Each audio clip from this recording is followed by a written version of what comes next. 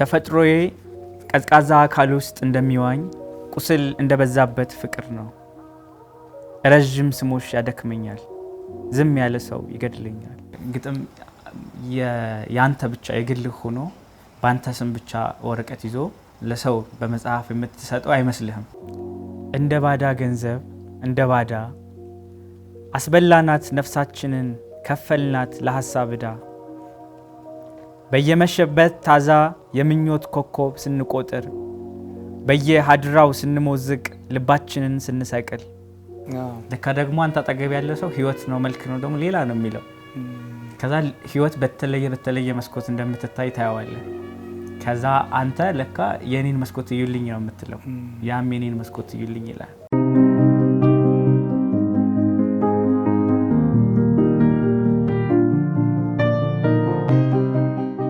መጽሐፈ ጨዋታ ነው።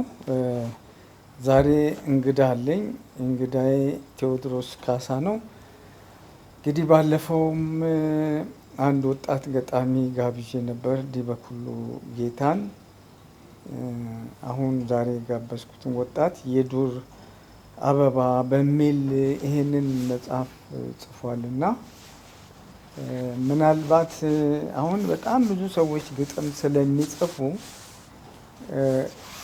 ደህና ተስፋ ያላቸው ልጆች ተውጠው እንዳይቀሩ የሚል ስጋት አለኝ። ስለዚህ የተሻሉ የምላቸውን ወጣት ገጣሚያን በግምት አይደለም መለኪያ ያለው መመዘኛ ያለው ግጥም በዛ አይቼ ኮንቴንቱን ቅርጹን አይቼ ይሄንን ልጅ ብጋብዘው ጥሩ ነው፣ ያድጋል፣ ለሌሎችም ምሳሌ ይሆናል ብዬ ነው ቴዎድሮስ ካሳን የጋበዝኩት። ቴዎድሮስ ካሳ እንኳን ደህና መጣ። እንኳን ደህና ቆየህ። እንግዲህ ይሄ የዱር አበባ የሚለው መጽሐፍ ስንት ጊዜ ሆነው ከታተመ? ወደ 5 ወር ገደማ ሊሆነው ነው። 5 ወር ሆኖታል። አዎ። ግጥም አንተ ማለት ግጥም እንደው የተነሳሳህበት ጊዜ ወይም ብልጭ አለል የምትልበት ጊዜ ያው መወለድ ነው ብዬ ነው ማምነው። የዛ አይነት ምልክቶች ነው ያሉት። አንተ ሰው መቼም ብዙ አመት ሰው ሲያነብ መለየት ይቻላል እና የተወለዱ ልጆች ስሜታቸው ያስታውቃል። እንፋሎት አለው፣ ኃይል አለው፣ አይን አለው፣ የምታየው አይንና መቼ ነው እንትኑ ብቅ ያለ? አንተ ወገና ወጣት ነህ፣ መቼ ነው በመጽሐፍ በማንበብ ለእሱ ጊዜው እንዴት ማለት ትንሽ ይከብዳል። ግን ልጆች ሳለን እኛ አባቶች ወላጆቻችን ከስነ ጽሁፍ ጋር ያላቸው አታችመንት ከባድ ነበራቸው። በግጥም በደብዳቤ የነበረበት ጊዜ ነው እና እኔ አባቴን ግጥሞች አያለሁኝ ቤት ውስጥ የሚጽፋቸውን ግጥሞች እየሰረኩኝ ነው። በይፋም አይደለም ያው ጽፎ በደብተር አዘጋጅቷቸው ያስቀምጣቸዋል። በከረጢት ውስጥ ተደርገው ሳጥን ውስጥ ይቀመጣሉ። በድንገት ነው ያገኘሁት። በርግጥ አይቼው ከዛ አንብቤው ወድጄው እንደገና ራሴ ደብተር ላይ ገልብጬው ይዘን ሄደን ትምህርት ቤት ደግሞ አማርኛ ክፍለ ጊዜ ግጥም ጻፉም ሲባል እንዲሁም ደግሞ ታነበዋለህ በተለያየ አይነት ጊዜ ዘፈንና መዝሙር እንደገና ግጥሙን ገልብጦ እንደገና የማንበብም ነገር ነበር። እሱ ተቆራርጦ አንተ ውስጥ የሆነ ነገር ሰርቶ ይሆናል።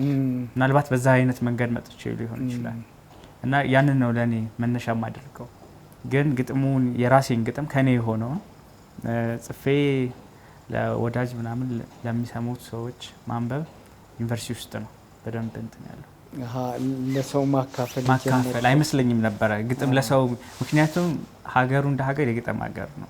በጣም ግጥም ያንተ ብቻ የግልህ ሆኖ ባንተ ስም ብቻ ወረቀት ይዞ ለሰው በመጽሐፍ የምትሰጠው አይመስልህም። ስንመጣ በቃ ሁሉም ሰው ግጥም እንዳለው ነው የሚሰማ። ደግሞ እያንዳንዱ ሰው በሆነ እድሜ ውስጥ ነበረው ስነ ጽሁፍ የራሱ። ስለዚህ ያንተን ህይወት የተሰማህን ነገር የምትይዝበት ነገር ነው። እንደዛ ነው እና እኛም ስንሄድ ዩኒቨርሲቲ ሻንጣ ሙሉ ለ3 ደብተር ግጥም ምናምን ይዤ ነው የሄድኩት። ግን እኔ ገጣሚ ግጥም ጽፋለሁ ይልኝ ምናምን የሚል ነገር የለውም። ዝም ብዬ የሚሰማኝን ስሜቶች አስይዛቸዋለሁ ይሄ ነገር ነው። በኋላ ግን ለካ ይታያል። ለካ ብዙ ሰዎች ቁጭ ብለው ያንተን ስሜት መስማት ይፈልጋሉ። መድረኮች መጡ ምናምን ከዛ ያ መነሻ ሆነ ነገር ነው። ወተት ታነባለህ? ዩኒቨርሲቲ ውስጥ እያለ ወተን እናነባለን። በተለያየ ፕሮግራም እንጋበዛለን። ከዛ ደግሞ ሌሎች በጣም የሚያስደነግጠው ሁኔታ አንተ ህይወት ነው ብለህ መልክ ነው ብለህ ያስከውን ከዛ ይሄ ነው ብለህ ለምታቀርብላቸው ሰዎች ነው የምታሳየው። ለካ ደግሞ አንተ አጠገብ ያለ ሰው ህይወት ነው መልክ ነው ደግሞ ሌላ ነው የሚለው። ከዛ ህይወት በተለየ መስኮት እንደምትታይ ታያዋለህ። ከዛ አንተ ለካ የኔን መስኮት እዩልኝ ነው የምትለው፣ ያም የኔን መስኮት እዩልኝ ይላል። ተገናኝተህ ተቀራርበህ ስታየው የሚያማምር ነገር ነው ያለው እና መደንገጥህ ይሰፋል። ማለት ህይወት ብዙ መልክ ነው፣ ብዙ አይነት ነው።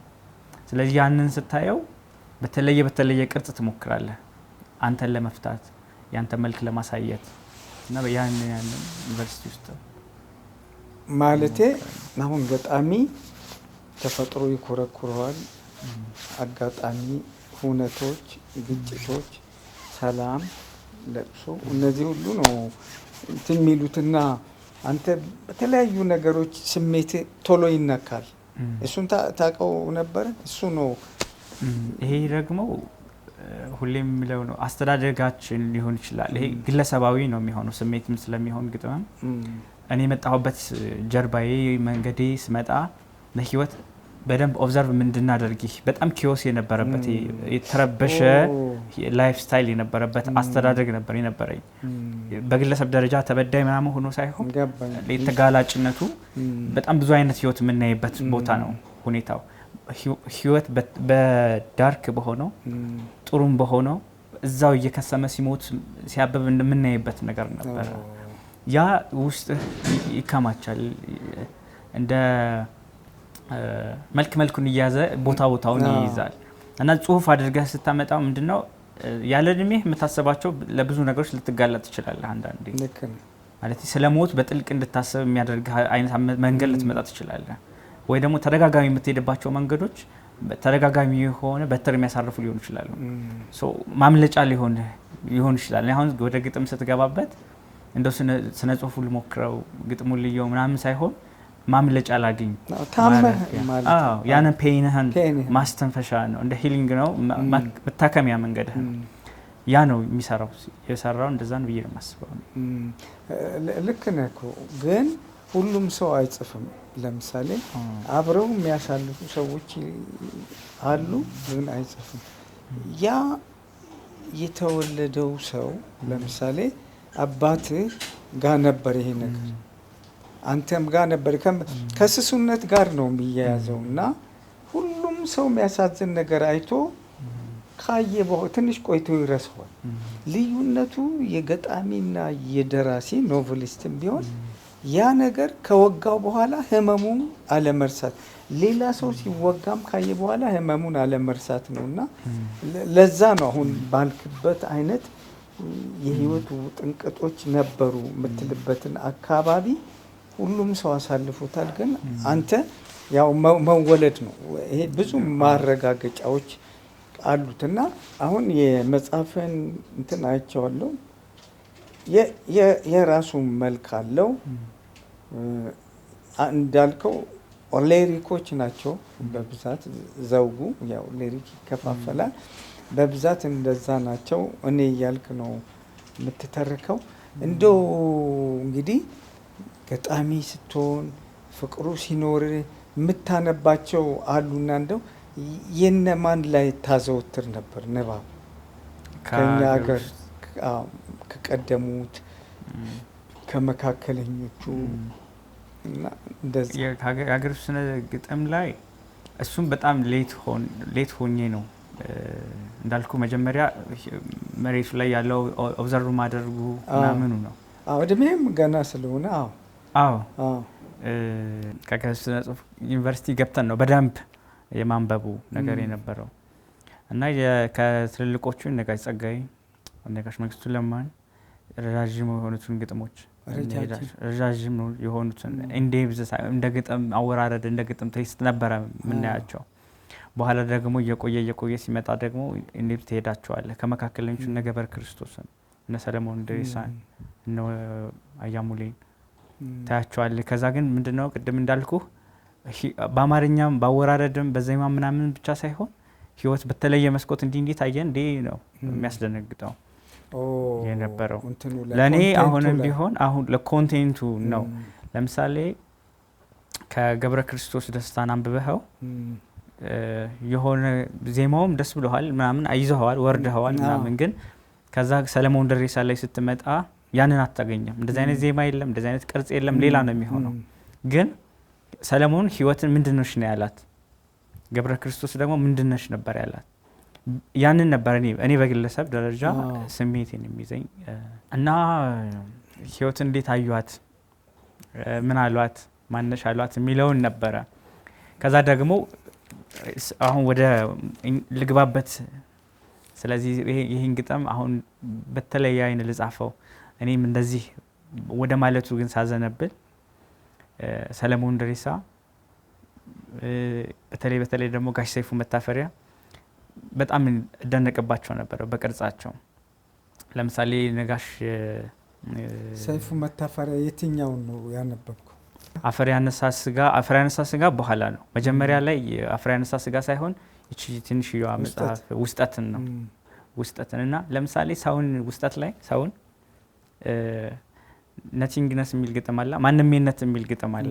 እዛ ውስጥ ሰው የተናገሩበት መንገድ ያውና እርሱ የተጠቀለለው እንትኑ ሬሳ ሆኖ ባቡጀሪ ተጠቅልሎ ተኝቷል። ስሙን አጥቷል፣ መልኩን አጥቷል፣ ካራክተሩን አጥቷል። አሁን እንትናነህ የምትለው አይደለም እገሌ ሆኗል። ማንም ሆኗል።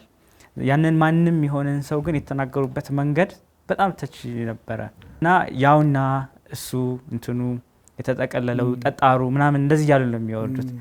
አሁን ሌላን መልክ ወደ ሌላው ቦታ ሲከተት በግጥም ምን ይባላል እና ከቅርጹ ከምኑ አንደኛ ሜታፎሩ የተገለጸበት ልዋጩ፣ ሁለተኛ ደግሞ የሄዱበት ቅርጽ በጣም ነበረ የሚነካኝ ነበረው። የገለጹበትን ቋንቋ ነው የምትለው ወይስ አተያዩም? አንደኛ አተያዩ እንዴት ነው አንድ ላይ ተያይዞ የሚመጣብህን ነገር ወደ ውስጥ ስታስገባው እንዴት እንደሆነ ምንና ምን ለይታ አይደለም። እኔ እንደዛ ነው የማስበው። ግን ምንድነው ልክ እንደ ገጣሚ ስታነበው እንደዛ መጀመሪያ ወጋሃት ትይዘዋለህ። ከዛ ግን ቋንቋው ሌላ ሊሆን ይችላል። ግን ምንድነው ያዩበት መንገድ፣ የገለጹበት መንገድ፣ ያን ለመግለጽ የሄዱበት መንገድና የወረዱበት መንገድ በጣም ይደንቀኝ ነበር። በጣም ጥሩ ነው። በጣም ይደንቀኝ ነበር እና እንዴት ነው እንደዛ አይነት ህይወትን ብቻ በዛ አይነት ሌላ ሜታፎር ለውጦ እንዴት መናገር ይቻላል የሚሉን የመጀመሪያ ያስደነገጡኝ ጋሽ ሰይፉ ናቸው እና እሳቸውንም እጅግ ወዳቸው ምርጫ እነዚህ ናቸው ማለት ነው። ስለዚህ ሰይፉን መታፈሪያን፣ ሰለሞን ደሬሳ አሁን እንግዲህ አንዳንዶቹ ወደ ፍሪ ቨርስ አሁን ሁለተኛውን አይተዋል የሰለሞን መጽሐፍ የዘበትል ፊቱን። አንዳንዶቹ አንዳንድ ገጣሚያን እዚህ ሀገርም ከዚህ ሀገርም ውጪ ይሄንን ይመርጣሉ እንደየፍላጎታቸው። ግን ያው ግጥም ሁልጊዜ ሙዚቃ አለው የሚለው ነገር አለ። እንደገና ቃላት ላይ ደግሞ ቅድም ያልከው ማነው ሙሉጌታ በጣም ከፍ ያለ ነው። እንትኖቹን ስታያለ ስታነብ እንዴት እንደሚያዋቅሩ ታያለ። እኔ እሱን ልብ አለው እንዴት ቅርጽ አሰራራቸውና አደራደራቸው እሱ ላይ መጨነቅ የለብንም መቼም ቢሆን። ገጣሚው መጨነቅ የለበትም። እሺ ቅርጽ አሰራራቸው፣ አደራደራቸው፣ ቤት አወራረዳቸው እሱ በኋላ ቀጥሎ ምናምን የማየው ሊሆን ይችላል ምናልባት። ግን ስራዬ ብዬም ያን ያህል አላየው። ግን ምንድነው ለምሳሌ ሙሉጌታ ተስፋዬን፣ ጋሽ ሎሬት ጸጋዬ ገብረመድህንን እና ከበደ ሚካኤልን ወደ ኋላ የወልቤት ላይ ሆነው የወልቤት ረጃጅም የሆነ ግጥሞችን ያዋቀሩ የሚሄዱበት መንገድ በጣም እዛ ውስጥ ለምሳሌ እኔ ጋሽ ጸጋዬ ላይ መስመር ሊሆን ይችላል ሙሉ ፍሰቱ እንዳለ ሆኖ በጣም ልቤን የሚይዘኝ መስመር ሊሆን ይችላል። አንድ መስመር፣ ሁለት መስመር፣ አንድ መስመር ሊሆን ይችላል። ይለውና መሀል ላይ የሆነ ሁለት መስመር፣ አንድ መስመር ረጅም ሰዓት ይዞ ሊቆይ ይችላል። የሚደንቁ ሀሳቦችን ነው የምትፈልገው ማለት ነው።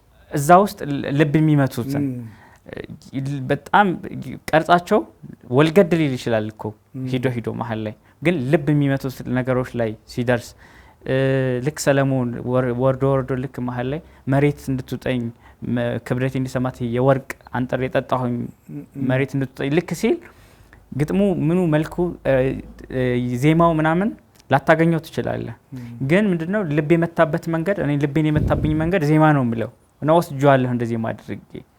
የቋንቋ ሀብት ለምሳሌ ሙሉጌታ ተስፋዬ ላይ የቋንቋ ሀብት አለ። አማርኛ በጣም ሪች የሆነ ቋንቋ እንደሆነ የምታይበት፣ ጋሽ ጸጋዬ ላይ የምታይበት፣ በተለይ ወል ጸሐፊዎች ላይ ቋንቋ በደንብ ሪች እንደሆነ የምናይበት ነው። ሙሉጌታ ዘዬ ቃላት ነው የሚጠቀሙ የአንድ አካባቢ የወሎ ቋንቋ ነው የሚጠቀመው። በጣም ሪች ነው።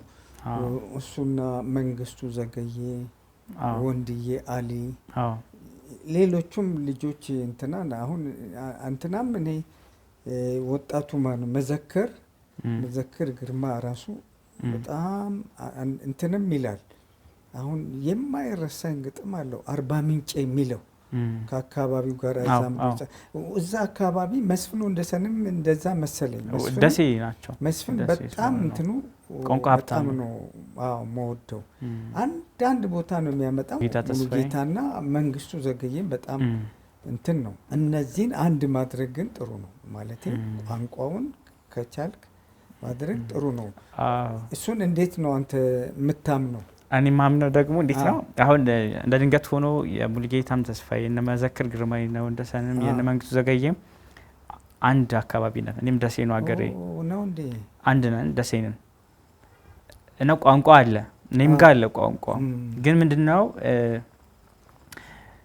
እኔ መጀመሪያ ምናልባት ልቤን የተሰረኩበት መንገድ ሊሆን ይችላል። ሀሳቦቹ ላይ ነው መሄደው። እኔ ሀሳቦቹን ነው የምወዳቸው እና እነዛን ሀሳቦች መልክ ማስያዞቹን ለምሳሌ ይሄን መጽሐፍ ጽፈው እዚህ መጽሐፍ ውስጥ የተካተቱ ግጥሞች እኔ መስመሮቻቸውና በዛ መስመሮች ላይ ማለት የፈለኳቸውን ሀሳቦች ብቻ ነው አድርጌ ሄድኩት።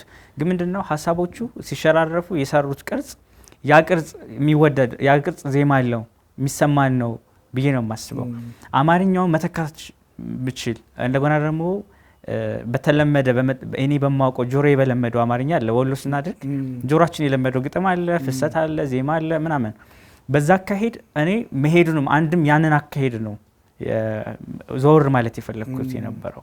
ምክንያቱም እኔ ያንን አካሄድ በተባለችበት መልክ ህይወትን ሰምቻለሁኝ አድርጌበታለሁኝ። ግን እኔ ደግሞ በዛ አካሄድ ነሽ ልላት አልፈልግም። መብት ነው። በዚህ በኩል ልላት ፈልጋለሁኝ ብዬ በዚህኛው በኩል ነው የሞከርኩት እና ለምሳሌ ጋሽ ወንድዬ አሊ አለ የሆነ መስመራቸው በጣም ደስ ይለኛል። ሄደውና አነባዋለሁ። ከዛ ግን መስመሩ ላይ ብቻ ስቀር አገኘዋለሁኝ። የሆነ መስመር ላይ ስቀር አገኘዋለሁኝ። የነሱ ዘመን የራሱ ቅርጽ አለው። በነገራችን ላይ መልክም አለው። የሚያተኩሩበት ነገር አለ። ቀጥል እና ከዛ በተለይ መሀል ላይ የነ ገብረ ክርስቶስ የነ ሰለሞን ደሬሳ ጊዜ አይ ቲንክ እኔ የእንትና ዘመን ግራ ስለሚገባኝ ነው የጋሽ ሰይፉ መታፈሪያ ዘመን። ምክንያቱም አጻጻፍ ስታይላቸው ከዘመናቸው ትንሽ ለወጥ ያለ ነገር ነው። መብታቸው እንደዛ እኮ ይቻላል። እኮ ልክ ለወጥ ያለ ነገር ነው። ልክ መጥቶ ማን ጋር ማሽ የሆነ ምን ያሁን ማስኬደው እንዴት ነው ከሰለሞን ጋር ነው ማስኬዳው ሳነባቸው። ምክንያቱም ሰለሞን ተከትለህ የሆነ ሙዚቃ ተከትለህ አያስወርድህም። ጉርብጥብጥ እያደረገ ነው የሚወርደው። ሌላ ቅርጽ ነው የሚይዘው። በእርግጥ እሱ ለቅርጹ ሌላ ዜማ ቢሰጠው ልክ እሳቸውም እንደዛ አይነት ነገር አለው። ምናልባት ሀሳብ ማለት ስለሚፈልጉ ሊሆን ይችላል ወይ ደግሞ ስለሚሉት ሀሳብና ድሬስ ስላደረጉት ነገር ሊሆን ይችላል አካሄዱ። ምናልባት እኔ በዛ ልቤ ተሰርቆ ነው ብዬ ነው ማስበው። አንተ ግን አሁን እንደምትለው አይደለም፣ እንደነ ሰይፉ ምናምን አይደለም። ያንተ ቤትም ይመታል፣ ሙዚቃም አለው፣ ምርጫ አላቸው። ቤትም አገር ግጥም ገጣሚያን የራሳቸው ምርጫና መንገድ አላቸው። ግን ቋንቋ በራሱ ሀብት ይጠይቃል። አንዳንዱ ሰው ደግሞ አተያዩ በጣም የላቀ ይሆናል። አንዱ በአንድ ነገር እንትን ያለ ይሆናል። የነ ነብይንስ ታነብ ነበር? ጋሽ ነብይን ዩኒቨርሲቲ እያለ አንዱ ወጣት ስለሆንክ እንደዚህ አሁን እንዳትዋጥ እንደዚህ አይነት ልጆች ይዋጣሉ ብዬ ስለምሰጋ ነው ሁልጊዜ ጋዜጣም ላይ እነሱን እየጎተትኩ ማወጣው። ምክንያቱም አንዳንዴ ከቡድን ውጭ የሆኑ ልጆች አሉ፣ ግሩፕ የላቸውም። ስለዚህ በጣም ጎበዝ የሚሆኑ ልጆች ዝም ብለው በሌሎች ይዋጣሉ እና ያንተ እድሜ አሁን ለሁሉም ነገር ገና ነው። ገና ብዙ ነገር ማንበብ ትችላለህ። ሁለተኛ ኤክስፒሪየንስ ራሱ ህይወት ላይ የሚያጋጥሙ ነገሮች ራሱ ገና ብዙ ነገር አተያየህን ሁሉ ፍልስፍናህን ሁሉ ይቀይራሉ። ስታነብ እንደዚህ ይሆናል እና ጥሩ ነው። ደበበ ለሀሳብ ደበበ ጥሩ ነው። ወደ ሙዚቃ ስናመጣ ያው ትልልቆቹም ላይ ቢሆን አሁን ብዙ ነገራቸውን ስንመዝን ብዙ ነገር ይጎላቸዋል። ማለቴ የዘመናቸው መልክ ነው። ስነ ጽሁፍ ደግሞ በዘመኑ አውድ በዘመኑ ቅጥር እና ልክ ነው እንትን የሚለው ግን አሁን ያሉ ወጣት ገጣሚያን ላይ የምንተቻቸው ነገሮች ትልልቆቹ ሰዎችም ላይ አለ። ስፔሻሊ ሙዚቃው ላይ ግን ፍሪ ቨርስ የሚባል ነገር አለ። ሰው እሱን መርጦ ሊትልል ይችላል። የግዴታ እንትን አትለውም። ግን ሙዚቃ ሲኖረው ዋናው የግጥም ልዩነቱ አይረሴነት ነው። ውስጥ ላይ መደለቅ፣ ስዕል መስራት፣ ስዕል ነው ይላሉ፣ ሙዚቃ ነው ይላሉ። እነሱ ነገሮች መኖር አለባቸው ስለሚል ነው። አንዳንድ ነገሮቹን አሁን ባህሪያት አሉት የግጥም እና እሱ አይታይም። እሱን ነገር ማስተካከል እንደ አገር ያስፈልገናል የሚል ሀሳብ ስላለኝ ነው። አሁን አንተ አንድ ቦታ ገጽ 82 ነው መሰለኝ ሰው እንደው ዓለም ነው ብዙ ኮረብታ አለው ብለው ካዩት ሁሉም ጥያቄ ነው ይላል። እንግዲህ ጥያቄ ፍልስፍና ነው። ፍልስፍና ላይ ያለስ እንትን እንዴት ነው? እርግጠኛ ነኝ ሰለሞንን የምትወደው ውስጥ ላይ ፍልስፍና ስላለ ይመስላል። አዎ እኔ የምወደው ቅድም ያነሳት ላይ ያዝና ፍሪቨርስ በጣም ነው የምወደው። እኔ ፍሪቨርስ ላይ የመታሰር ስሜት አይሰማኝም። እንዲሁ ዝም ብዬ ብትጠይቀኝ ለምሳሌ ህይወት ላይ የመታሰር ስሜት ነው የሚሰማኝ። ምንድነው በትንሽ አንደኛ አካሌ ይሄ የኔ አይደንቲቲ ይሄ ቁመና ይሄ አካል ይሄ መልክ ምናምን እንዳሰረኝ ነው የሚሰማኝ። የጀርባም ላይ የጽሁፍም ላይ እንደዛ ነው ያደረኳቸው። ይሄ መልክና ይሄ ቁመና ምናምን እንደ ገመድ ነው መስሎ የሚሰማኝ። ይሄንን መጣስ ነው የምፈልገው። እና ግጥምም ሲሆን ለምሳሌ በጣም የምወደው እኔ ፍሪቨርሱን ነው ከግጥም ይልቅ። የምጽፋቸውም ፍሪቨርሶች ናቸው። የሚገርም ነገር ከዚህ መጽሐፍ መጀመሪያ የጨረስኩት ሌላ መጽሐፍ ነበረ። ፍሪቨርስ ነው ሌላ ነው። ግጥም ሲሆን ዜማ ማምጣት ስላለብህ መመጠን ስላለበት ባህሪያ ስላለው በነዛ ባህሪዎቹ ውስጥ መፍሰስ ስላለብህ የመታሰር የመታፈን የመያዝ ስሜት አይነት ነበር የሚሰማኝ። አዎ እና እዚህ ግጥም መጽሐፍ ውስጥም አንዳንዶች አሉ ቤት ሳይመቱ ተለቀው ዝም ብለው የሚወርዱ የሆኑ አይነት ግጥሞች አሉ። ያ የመታሰር ስሜት ስላለው እኔ ከዛ ውስጥ ነፃ መውጣት ፈልጋለሁ፣ ፍሪሊ መሄድ ፈልጋለሁ አይነት ነው። እና ግን ያም ቢሆን እንዴት ነው አንድ ወፍ ነፃ ነኝ ብላ እንደዚህ መሆን አትችልም። የምኞት እስረኛ ናት።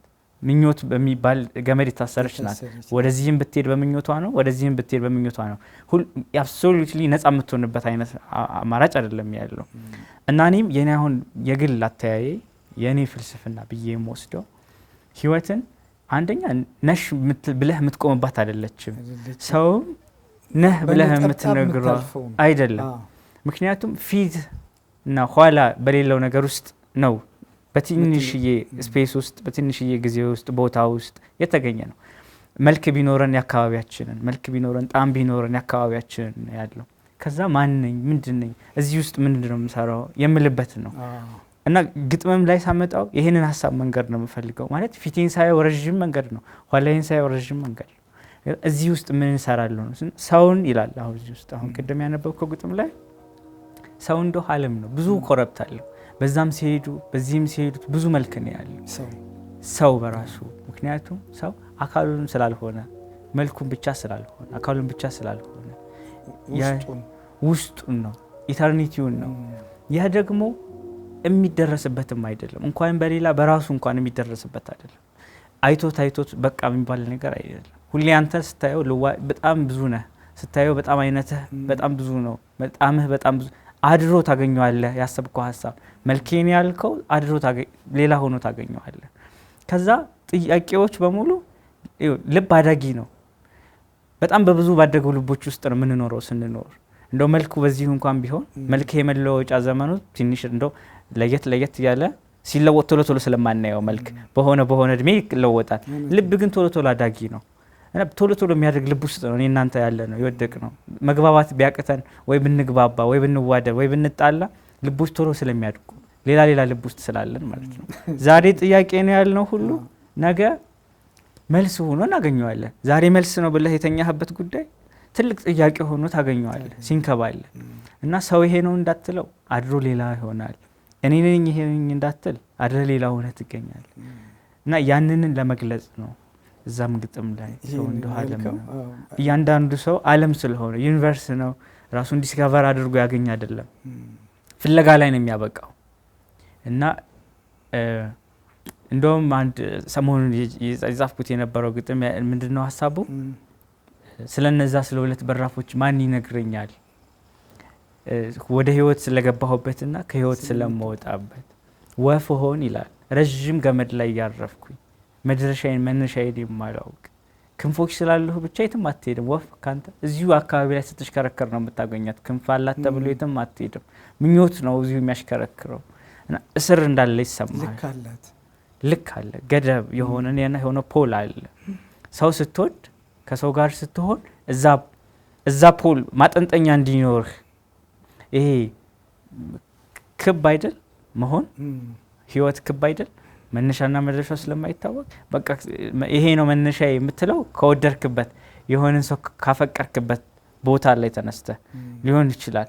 እና ለካ ነገሪ መልክ እንዲኖረው ማለት ትርጉም እንዳገኝ ሊሆን ይችላል። አንተን የወደርኩህ ካንተ ጫፍ ሊዝ ሊሆን ይችላል እና ደረጃን ከወደርኩበት ተነስቼ በየ ህይወቴ ላሰላው ሊሆን ይችላል። ምክንያቱም አንተን ከወደርኩ በኋላ ነገሩ ዓለም ነው ረጅም ነው የሚያልቅም አይደለም። ያንን ለማለት ነው እዛም ግጥም ላይ በጣም እንትን ስላለኝ ነው። ግን አሁን አንተ እንትኑን አትፍራው። ይሄ በቴክኒክ የሚሰጡ ገደቦችን ውስጥ ያለህን አሁን ልክ እንደዚህ ሰፊ አድማስ አሁን እንዳልከው ህይወትን በምታይበት አይን እንትኖቹን አትፍራቸው። ጥሩ ነው እና ጥሩ ነው። አሁን ለምሳሌ እንትንም አለ ምንድነው ይሄ ዘሩ ግጥሞችም ምናምን እኮ አሉ መጽሐፍ ቅዱስም ላይ ያለው እነ ኢዮብ እነ መኃልየ ምናምን እንደዛ ናቸው። በዛ ቅርጽም መጽሐፍ ትችላለህ፣ በየአይነቱ መጽሐፍ ትችላለህ። እንትኑን እንዳትፈራ ገጣ ይይዝሃል። እንትን ኢማጂኔሽን እንዳይዝ እሱን ተጠንቀቅ። እስቲ አንተ ምረጥና እኔ ደግሞ የመረጥኩት ታነብልኛለህ። እሺ ከኔ ተፈጥሮ የሚለውን ግጥም ላንብብልህ። እሺ ተፈጥሮዬ የመጀመሪያው ግጥም ነው። ተፈጥሮዬ ቀዝቃዛ አካል ውስጥ እንደሚዋኝ ቁስል እንደበዛበት ፍቅር ነው። ረጅም ስሞሽ ያደክመኛል፣ ዝም ያለ ሰው ይገድለኛል። ተፈጥሮዬ ፍርግርግ ልብ ውስጥ እንደወደቀ እንደሚያቃስት መውደድ ነው። ራሴን በራሴ መርዣለሁ፣ የመጥፊያዬን መንጠቆ ተጣድፌ ውጨዋለሁ። ተፈጥሮዬ ውሃ ሆኖ እንደፈሰሰ ሳይወለድ እንደሞተ ሽል ታቅፎ ተስሞ ተናፍቆ ሳያፈራ እንደተቀጨ ፍቅር ነው። ዘመኔን የኖርኩት ማይወደኝን ስወድ ሚጠላኝን ሳፈቅር ለሚገፋኝ ሳጎበድድ ለማይሞቀኝ እሳት እድሜን ስማግድ ነው። ተፈጥሮዬ በጉድጓድ ስር እንቁላሉን ሊጥል እንደሚያደባ እባብ ነው። በልቤ ስር አደባለሁ፣ በልቤ ስር ብዙ ጉድጓዶች ቆፍሬያለሁ። የሾህ ሐረግ ሁኜ ባንጎሌ ውስጥ በልቤ ላይ ባንጀቴ ግድግዳ ተጥመልምዬ ልጎነጎን በደረቴ ስሳብ ሳዘግብ እኔ በግሬ ሂጄ አላውቅ። ተፈጥሮዬ ጥሬና ብስል እንዳዘለ ሊያቆጠቁጥ እንደሚረግፍ ሊያረግፍ እንደሚያቆጠቁጥ ዛፍ ነው። ሞትና ሕይወት የሚቀባበሉኝ የኔ ነው የኔ ነው የኔ ነው የሚሉኝ እኔ የኔ ያልሆንኩኝ የበሰልኩኝ ያልበሰልኩኝ ተፈጥሮዬ ድንገት በቅሎ ድንገት እንደሚረግፍ ፍሬ ነው። ተፈጥሮዋን እሾህና አበባ እንደተዋሃዷት ጽጌሬዳ እሾህዋ ይሁን አበባዋ ያሳመራት እሾህዋን ይሁን አበባዋን ያፈቀርኳት ስታደማኝ ይሁን ሳሸታት ነፍሴ የምትሰክርላት በውል ያልደረስኩባት የሚያደማ ፍቅር ሳሳድድ የኖርኩኝ ለነበልባል እሳት ጎጆዬን የጣልኩኝ ተፈጥሮዬ መንታ ፍርጎ ስር ተቀርቅሮ እየተፈራገጡ ማቃሰት ነው።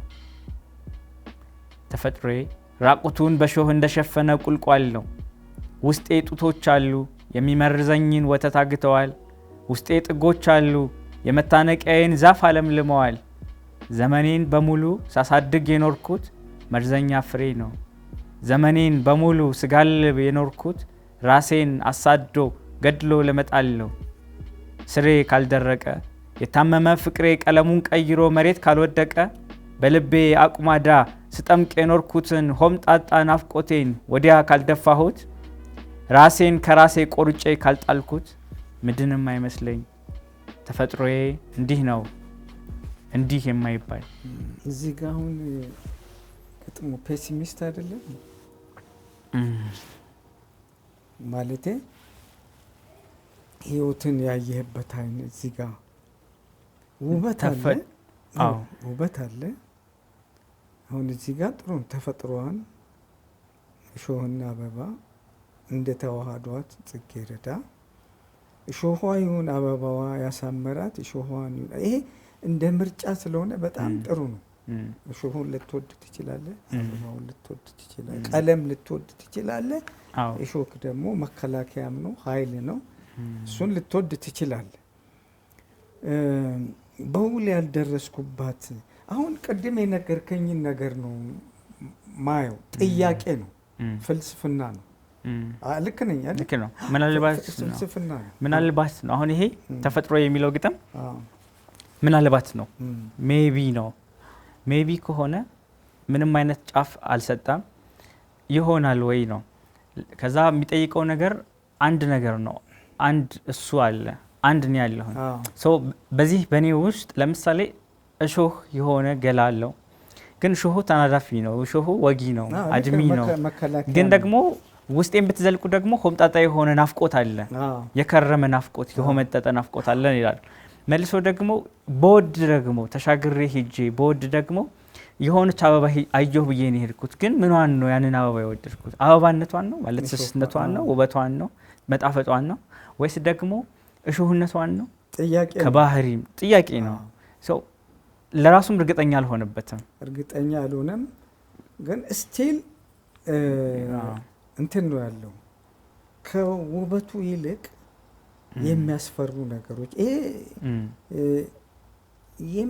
የምትኖርበት ሆምጣጣ የሆነው ነገር ነው ቴስት የምታደርገው። እነሱ ወሳኞች ናቸው። ዝም ብሎ እንደዚህ መደዳ መሄድ የለባቸውም። ተስፋ ያላቸውም ግጥሞች አሉ። በነገራችን ላይ እኔ ሰው ለምን ጨለማውን ያወራል፣ ለምን ጨለማውን ይፈራል ምናምን ከሚለው ወገን አይደለም። ምክንያቱም ጨለማ ውስጥ ሆነ ስለ ብርሃን ብታወራ ያ ናፍቆት ነው። ግን ይሄንንም ማውራት ትችላለህ። ገጣሚ ደግሞ አድርባይ መሆን የለበትም። ግን ምንድነው አንዳንድ የራሳቸው ምርጫ ነው። አሁን አንድ አሜሪካዊ ገጣሚ አለ። እስር ቤት የቆየ ጎዳና ተዳዳሪ ምናምን የነበረ ነው። በጣም መራራ ህይወት አሳልፏል። እና ግን የሚታየኝ ሌላ ጣፋጮት ነው፣ ለሰው ማሳየት አለብኝ ይላል። ያው ይሄን በሌላ ፍልስፍና ስለሚከፈል ይሄንን እንተዋለን። ዞሮ ዞሮ ግን እንትኖቹን እኔ ወድጃቸዋለሁ፣ ምልክት አድርጌባቸዋለሁ። እና ዘመኔን በሙሉ ሳሳድግ የኖርኩት መርዘኛ ፍሬ ነው። ዘመኔን በሙሉ ስጋልብ የኖርኩት ራሴን አሳዶ ገድሎ ለመጣል ነው ምናምን ይላልና ስቲል ከፍተኛ የሆነ የፍልስፍና እንትኖች አሉ። አንተ የሚገርምህ ነገር ይሄ ግጥም መጀመሪያ ግጥሙ ሙሉ እኔ ሌላ ቴስት ነው። 26 ግጥሞችም እንደ አንድ ነው፣ አንድ ሰው ውስጥ የሚያበቁ ነገር ስለሆኑ ነው። ይሄኛው ግጥም ላይ እኔ ያደኩበት ቦታ ደሴ ከተማ ስፔሲፊካሊ የመናኸሪያ ነው። መናኸሪያ ብዙ አይነት ህይወት መናኸሪያ በለው። በጣም በሚያሳዝን ሁኔታ ህይወት ተነስቶ አብቦ ማለት ሲረግፍ የምታይበት ላይፍ ሳይክል በደንብ ነው የምታየው። እና ከገጠር አምጥተዋት ሴተኛ አዳሪነት ትሰራለች።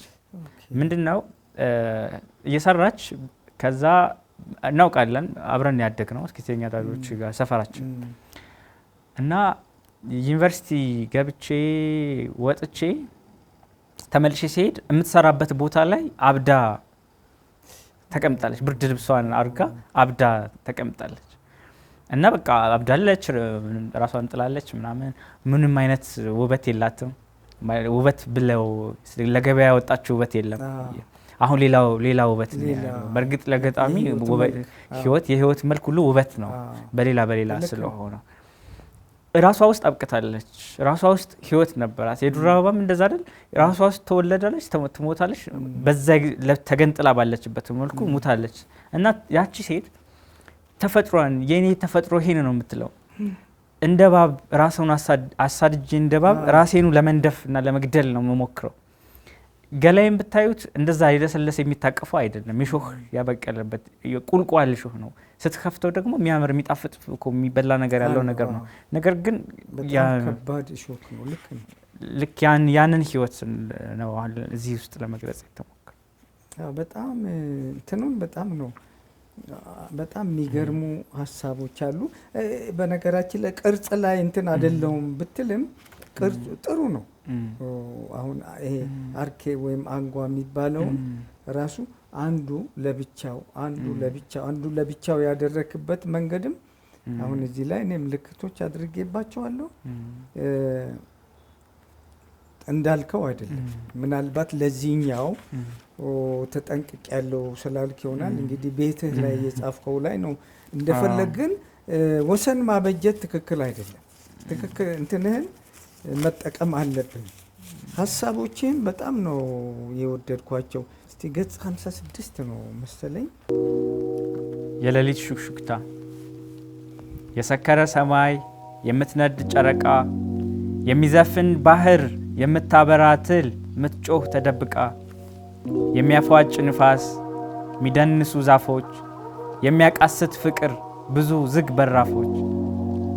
ዝግ በራፎች ያልገደቡት ፍቅር፣ ደጅ ሲዞር የሚያድር ክንፍ ያላቸው ነፍሶች፣ ሌት በራሪ ወፎች፣ አንዲት የእሳት ራት እሳት ያሰከራት፣ ኦውታና ኮለልታ፣ የተንጣለለው ሌት ያነባል ውብ ግጥም ዝም ያሉለት ለታ፣ በተንጣለለው ሌት አንተም እንደ ስንኝ አንተም እንደ ኖታ፣ ታስውባለህና የሌሊቱን ቃና የሌሊቱን ሽታ፣ እባክህ አትንቃ ነፍስህን አትጥራት ወደ ስር በረቷ፣ አካልህን ጥለህ ሁነው ለሌቱ ኩል፣ ግጥም መጻፍ ልመድ በዝምታህ በኩል።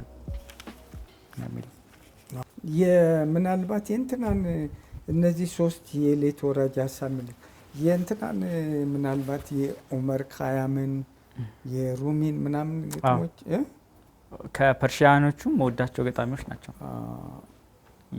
የሆነ ነገር ግን ያለብኝ ይመስለኛል የነሱ ግጥም ላይ እንደ ህይወትን እንደሚያይ የኢሱን ፊሎሶፊ ስነ ግጥም ላይ የቻይናን የፐርሺያን ግጥሞች እዛ የኤሽያ ተፈጥሮ ጋር ያላቸው ኔቸር ጋር ያላቸው አታችመንት በጣም ኃይለኛ ነው። ፐርሺያዎቹ ጋር ስትመጣ ደግሞ ያው ታውቃቸዋለህ የኢተርኒቲ ላይ ዲቪኒቲ ላይ በጣም ነው የሚራቀቁት እና በጣም ነው የሚወዳቸው። ይፈላሰፋሉ። አዎ ይሄ ስነ መለኮታዊ እውቀትም አላቸው።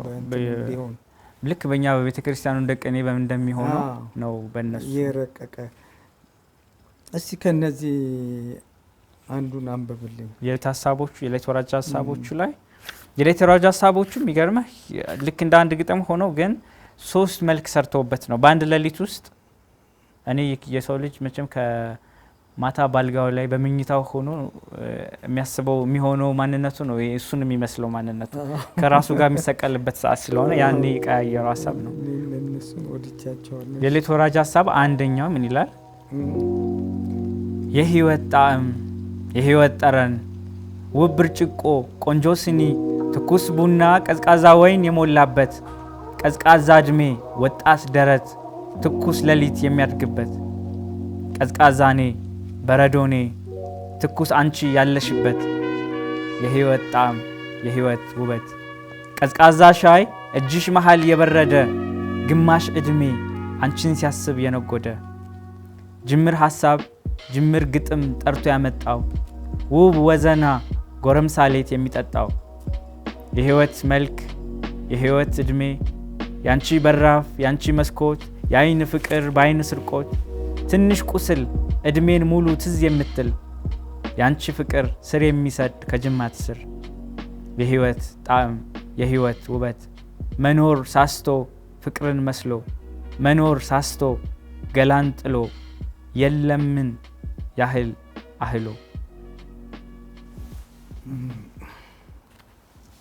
ያው እንደ አንባቢው እንትን ይላል። ጥሩ ነው እንደዚህ እንደ አንባቢው ሰፋ አድርጎ መልቀቅ። ምክንያቱም አንባቢው የየራሱን በተለያየ አይን ሲያየው የገጣሚውንም እንዳለ ቀጥታ ረቂቆች ናቸው ሀሳቦቹ። ብዙ ተጨባጭና ተራኪ አይደሉም ቢታዩ። እንደዚህ መሆኑን እኔም ወደዋለሁ። ሰዎችም ማለቴ ያው አስተማሪዎች አሉ አይደለም፣ ትልልቅ አስተማሪዎች እነሱም ሲጽፉ እንደዛ ነው የሚሉት። በሌላ አይን ማየት፣ ሌላ ዓለም ማየትና ዓለምን ሰፊ ማድረግ አለመወሰን ነውና እኔ እንግዲህ አንዳንዶቹን የማያቸው አሁን ለምሳሌ ሻዩ የቀዘቀዘውን ሚለውን የቀዘቀዘ ሻይ ብቻ አይደለም ማስበው። ሻዩ የቀዘቀዘበት ጊዜ ሀሳብ ሰፊ አድርገህ ካየው እንደዛ ነው ያየሁት። ልክ ነው። ጊዜ እጄ ላይ ያለውን ነገርም የረሳህበት ጊዜ ሊሆን ይችላል። የቀዘቀዘበት ጊዜ የሚለው መቼም ህይወት ላይ ብዙ ነገሮች በትኩስነታቸው ቢደረጉ የምትላቸው ነገር ግን ሳታስብ ወይም በሆነ ምክንያት የሚቀዘቅዙ አሉ። ቀዝቃዛ ወይን እኔ ምናልባት የነ እንትናን ያሰብኩት ለዛ ነው። እነ ኡመር ካያ ምናምን እንደዚህ አይነት ነገር እንደዚህ ይላሉና ይሄ ልጅ ምናልባት እንትን ይላል ታውቃለህ፣ ጠረን ይመጣል፣ አሮማው አለ እና እንደዛ ይሆን ወይ ብዬ ያልኩት ከዛ የተነሳ ነው። እስቲ አንተ ደግሞ የምትወደውን ግጥም አንብብልኝ። ባይተዋር የሚለውን ላንብብልህ። ገጽ ስንት ነው? ገጽ 60 ላይ ነው።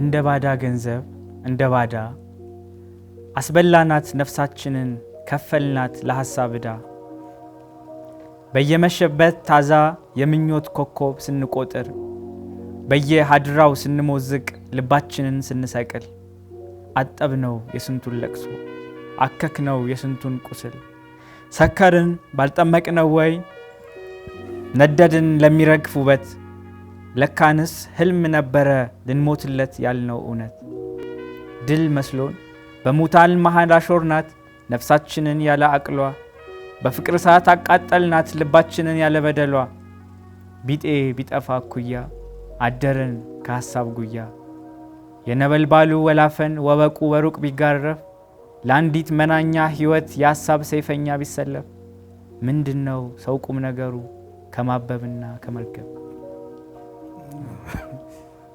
በጣም እንትኖች ናቸው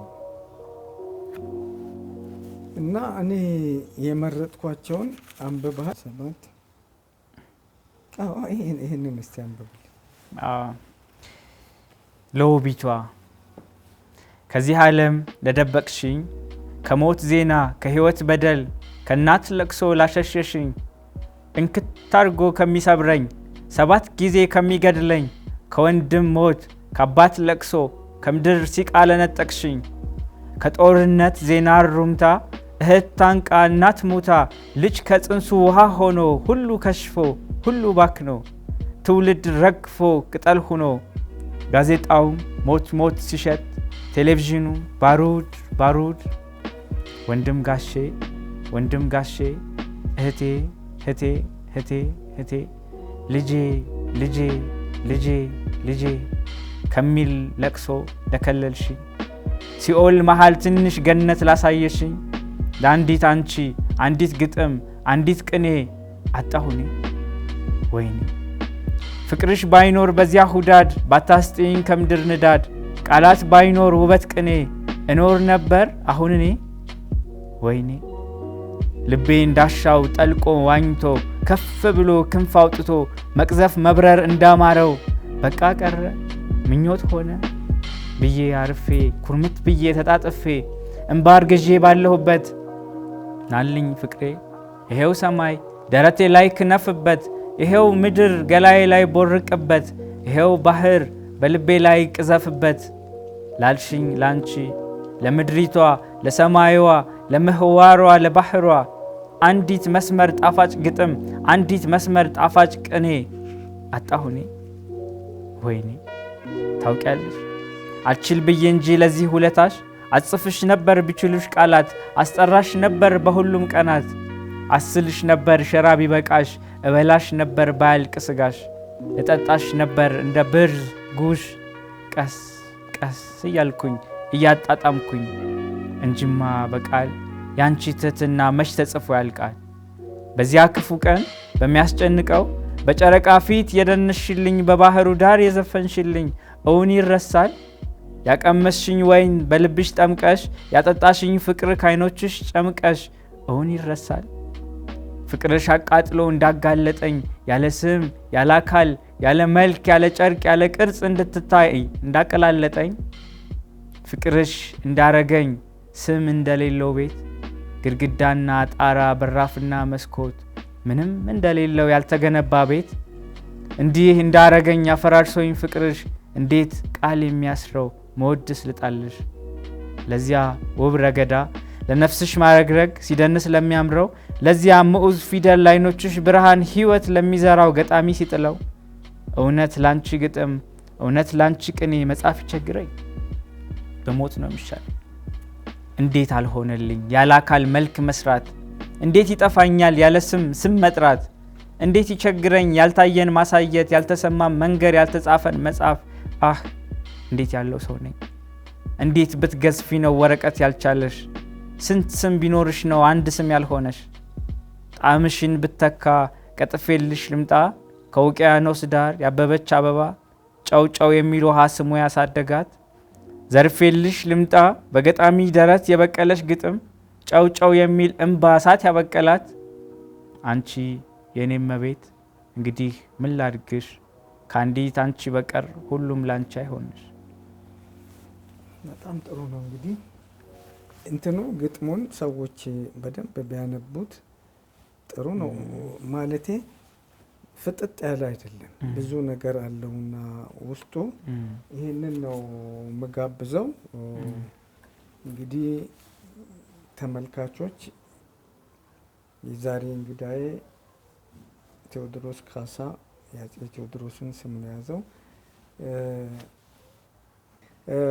የዱር አበባ ነው እንግዲህ መጽሐፉ በደንብ አድርገው ሰው እየፈተሸ እንዲያነበው መክራለሁ ሲናገር እንደሰማችሁት ረቂቅ ሀሳቦች ላይ ነው የሚያተኩረው ተጨባጮች ላይ አይደለምና ኢማጂኔሽን ነው በጣም ጥሩ ነው የተሻለ ነገር ደግሞ የበለጠ ነገር እድሜ ሲጨምር ስታነብ ይዘህ እንደምትመጣ ተስፋ አደርጋለሁ ለዛሬ ግን አመሰግናለሁ የመጀመሪያው በጣም ወጣት እንግዳ አንተ ነህ እንድትበረታ እንድትጨምር እመኛለሁ ተስፋም አደርጋለሁ አመሰግናለሁ እግዚአብሔር ይስጥልኝ እኔም እግዚአብሔር ይስጥልኝ አመሰግናለሁ ደሬ እንግዲህ የዛሬው ፕሮግራማችን ከቴዎድሮስ ካሳ ጋር የነበረን ይህንን ይመስላል በሚቀጥለው ሳምንት ደግሞ እንደዚሁ መጽሐፍ ግምገማ ወይም ሌላ እንግዳ ይዤ እመጣለሁ እስከዛው ጤና ይስጥልኝ